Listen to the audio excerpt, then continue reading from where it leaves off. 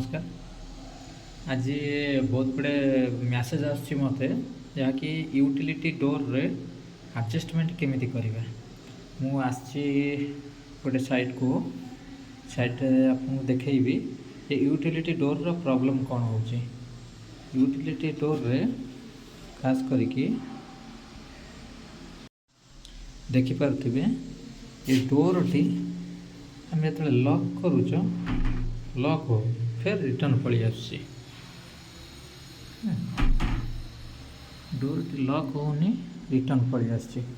एटा हबार कारण कौन?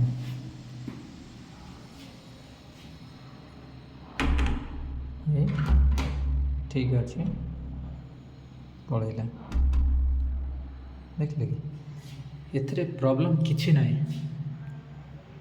ये बराबर परफेक्ट इंस्टॉलेशन है। देखि पारथिबे